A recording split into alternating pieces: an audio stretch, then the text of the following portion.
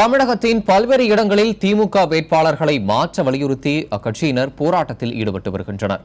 போராட்டம், முற்றுகை, தீக்குளிப்பு, ஊர்வலம் என அவர்களது போராட்டம் தொடர்கிறது. பாளையங்கோட்டை சட்டப்பேரவை தொகுதி வேட்பாளர் மைதீன் கானை மாற்ற வலியுறுத்தி திமுக தலைவர் கருணாநிதியின் கோபாலபுரம் இல்லத்தை திமுக நிர்வாகிகள் முற்றுகையிட்டனர். பாளையங்கோட்டை தொகுதியில் 3 முறையாக சட்டப்பேரவை உறுப்பினராக இருக்கும் மைதீன் கான் தொகுதிக்கும் தொண்டர்களுக்கும் எதுவும் செய்யவில்லை என அவர்கள் குற்றம் சாட்டினர்.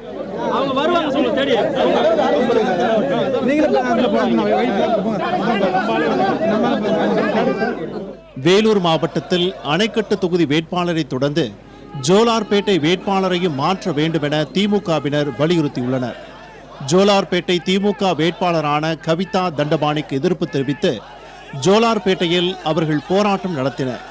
மேலும் வாணியம்பாடியில் உள்ள வேலூர் மேற்கு மாவட்ட செயலாளர் அலுவலகம் எதிரே திமுகவினர் கந்தசாமி, சார்லஸ் ஆகியோர் பெட்ரோல் ஊற்றி தீக்குளிக்க முயன்றனர். அவர்களை போலீசார் தடுத்து நிறுத்தி கைது செய்தனர்.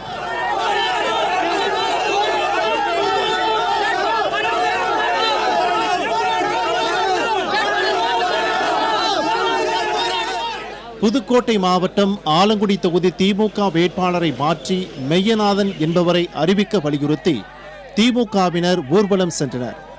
இதே கோரிக்கைக்காக மெய்யநாதனின் ஆதரவாளர்கள் 3 நாட்களாக மரமடக்கி, ஆலங்குடி, புதுக்கோட்டை ஆகிய பகுதிகளில் பல்வேறு போராட்டங்களில் ஈடுபட்டு வருகின்றனர்.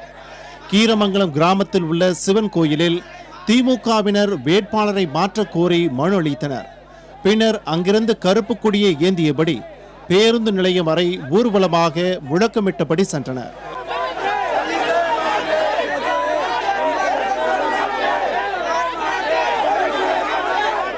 பல்வேறு இடங்களில் வேட்பாளர்களுக்கு எதிராக போராட்டங்கள் நடைபெற்று வரும் நிலையில் சேலத்தில் திமுகவினரிடையே கோஷ்டி மோதல் ஏற்பட்டது.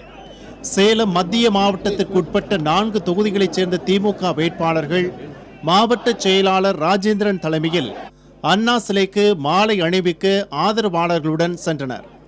அப்போது அங்கு வந்த திமுகவின் மற்றொரு தரப்பினர் மறைந்த வீரபாண்டி ஆறுமுகத்திற்கு ஆதரவாக முழக்கமிட்டனர். இதனால் இரு தரப்பினருக்கும் இடையே மோதல் ஏற்பட்டது.